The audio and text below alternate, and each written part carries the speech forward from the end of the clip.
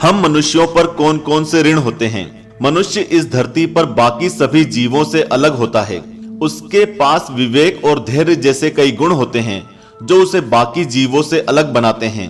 सनातन धर्म के अनुसार इस धरती पर हम सभी मनुष्यों के कुछ कर्तव्य भी होते हैं और कुछ ऋण भी होते हैं। आज हम बताएंगे कि मनुष्य पर सनातन धर्म के अनुसार कितने ऋण होते हैं।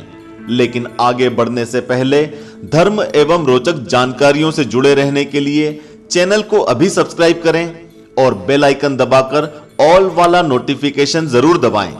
सनातन धर्म के अनुसार मनुष्य पर मुख्य रूप से 3 ऋण होते हैं: देव ऋण, ऋषि ऋण और पितृ ऋण। लेकिन ऐसे में आपके मन में यह भी प्रश्न उठा होगा कि हमारे ऊपर यह ऋण क्यों है?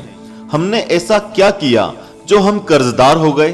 दोस्तों, हमें इस धरती पर जन्म ईश्वर की कृपा से मिलता है, लेकिन हमें जीवित बनाए रखने के लिए इस संसार की अलग अलग शक्तियां कार्य करती हैं। उदाहरण के लिए सबसे पहले हमारी माता, जो हमें 9 महीने गर्भ में धारण करती है और जीवन भर ऐसा प्रेम करती है जिसका कोई मूल्य नहीं हो सकता। हमारे पिता हमारे लिए सुरक्षा और खाना प्रदान करते हैं और यह प्रकृति भी अपने अनुकूल वातावरण से हम सबको जीवित बनाए रखती है। इन सब के बिना हम जीवित नहीं रह सकते। इसीलिए हमारे वेदों में ऋण चुकाने की बात पर बहुत महत्व दिया गया है। जो ऋण नहीं चुकाते वे पशु समान होते हैं और जब तक ऋण नहीं चुक जाता तब तक इंसान को बार बार जन्म लेकर धरती लोक पर आना पड़ता है। दोस्तों, आइए इन तीनों ऋणों के बारे में जानते हैं। देव ऋण। देव ऋण भगवान विष्णु का होता है। भगवान विष्णु देवताओं के माध्यम से हम सबकी सहायता करते हैं। जैसा कि हम सब जानते हैं कि हमारा शरीर 5 तत्वों से मिलकर बना है: जल, धरती, वायु, अग्नि, आकाश। यह 5 देवी देवता मिलकर हम जीवों का निर्माण करते हैं। इंद्रदेव वर्षा करके हम सबको जल प्रदान करते हैं। अग्निदेव अपनी अग्नि से हमको भोजन बनाने में सहायता करते हैं और भी कई देवता अनेकों माध्यम से हम सबको सहायता प्रदान करते हैं।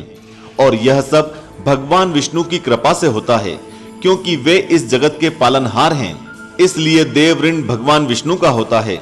जो लोग वेदों का अपमान करते हैं, धर्म के विरुद्ध कार्य करते हैं, उन पर यह ऋण नकारात्मक प्रभाव भी डालता है। इस ऋण से मुक्त होने के लिए हमें भगवान कृष्ण, विष्णु या हनुमान जी की पूजा करनी चाहिए। समय समय पर यज्ञ करें, क्योंकि यज्ञ करने से देवताओं को भोजन प्राप्त होता है। और वेदों का सम्मान करें। ऋषि ऋण। ऋषि ऋण भगवान शिव जी का होता है। सप्त ऋषि का हमारी सनातन सभ्यता को बढ़ाने में महत्वपूर्ण योगदान रहा है। सप्त ऋषि महादेव के ही शिष्य थे। ऋषि ऋण हमारे गुरु और हमारे वेदों के प्रति होता है। और वेदों में कहा जाता है, वेदः शिवः शिवो वेदः, अर्थात वेद ही शिव हैं और शिव ही वेद हैं। वेद की उत्पत्ति भगवान शिव से ही हुई है, इसलिए यह ऋण भगवान शिव का कहलाता है। वेद, पुराण और गीता को पढ़कर उसके ज्ञान को दूसरे मनुष्यों में बांटने से यह ऋण चुक जाता है। और जो मनुष्य ऐसा नहीं करता है, उनसे ऋषि मुनि नाराज रहते हैं और मरने के बाद भी उन मनुष्यों को कोई सहायता नहीं मिल पाती है। इस ऋण को चुकाने के लिए मनुष्य को गीता का पाठ करना चाहिए, सत्संग में जाना चाहिए और अच्छे से आचरण करना चाहिए। पितृ ऋण। पितृ ऋण को ब्रह्मा का ऋण या पृथ्वी का ऋण भी कहते हैं। पितृ ऋण कई तरह का होता है, जैसे माता का ऋण, बहन का ऋण, पिता का ऋण, भाई का ऋण। वहीं दूसरी तरफ पितृ ऋण हमारे पूर्वजों, हमारे धर्म, हमारे कुल, हमारी मातृभूमि से जुड़ा होता है।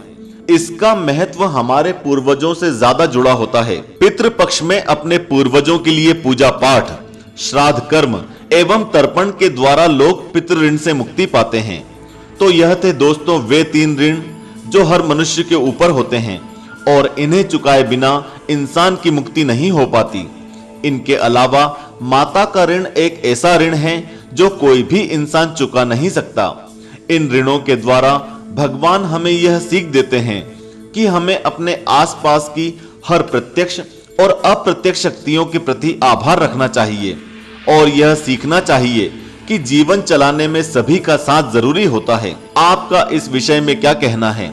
हमें कमेंट करके जरूर बताएं और वीडियो को अभी लाइक कर 10,000 लाइक का हमारा टारगेट पूरा करें और अपने प्रियजनों के साथ शेयर कर चैनल को अभी सब्सक्राइब करें।